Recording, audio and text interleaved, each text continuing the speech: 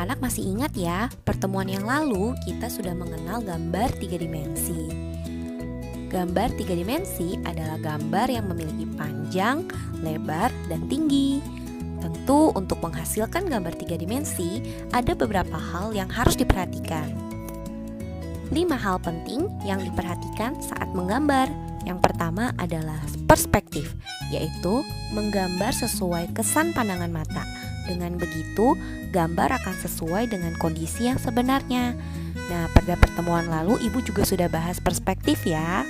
Yang kedua, proporsi, yaitu kesesuaian bentuk dan ukuran gambar sehingga nampak serasi dan proporsional.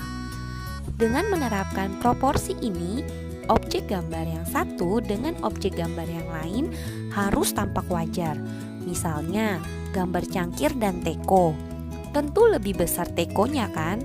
Tampak tidak wajar jika cangkir digambar lebih besar daripada teko. Yang ketiga, komposisi, yaitu susunan atau letak dari objek yang digambar. Letak objek suatu gambar dengan objek gambar yang lain sebaiknya tidak berjauhan. Yang keempat, gelap terang, berkaitan dengan bagaimana jatuhnya cahaya pada objek yang digambar. Benda akan terlihat oleh mata jika terkena cahaya. Benda yang terkena cahaya akan tampak terang, sedangkan benda yang tidak terkena cahaya akan tampak gelap. Dalam menggambar bentuk, agar terlihat 3 dimensi, hendaknya memperhatikan gelap terang. Yang terakhir, bayang-bayang, berkaitan dengan keberadaan bayang-bayang pada objek yang kemudian memunculkan kesan 3 dimensi. Benda yang terkena sinar akan menghasilkan bayang-bayang. Bayang-bayang itu jatuh tidak jauh dari benda yang terkena cahaya. Dalam menggambar bentuk, peran bayang-bayang akan menentukan kesan 3 dimensi. Oleh karena itu, bayang-bayang walaupun agak samar-samar harus ada. Teknik gambar 3 dimensi. Yang pertama, teknik arsir. Teknik arsir ini akan membuat gambar yang tadinya gambar 2 dimensi seolah-olah menjadi gambar 3 dimensi dengan diarsir. Teknik ini harus memperhatikan gelap terangnya.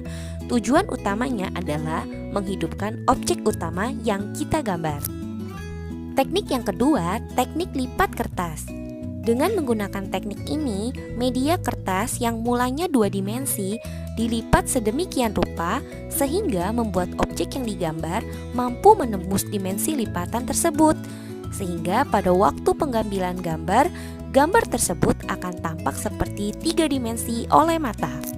Teknik berikutnya adalah teknik tumpang tindih kertas.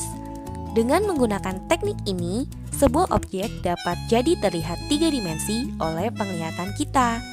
Karena tumpukan media dengan kemiringan yang berbeda dan juga beragam akan menimbulkan efek perspektif dari objek yang berbeda-beda, sehingga memecah sudut penglihatan mata. Dengan demikian, objek tersebut menjadi lebih hidup. Teknik yang terakhir adalah teknik potongan. Dengan teknik memotong sebagian objek utama dan ditindihkan di atas kertas yang lain dengan posisi yang berbeda, maka seolah-olah objek akan menembus perspektif yang berbeda, sehingga menimbulkan efek 3 dimensi. Sekian dulu video pembelajaran kita pada hari ini. Terima kasih sudah menonton. Sampai jumpa.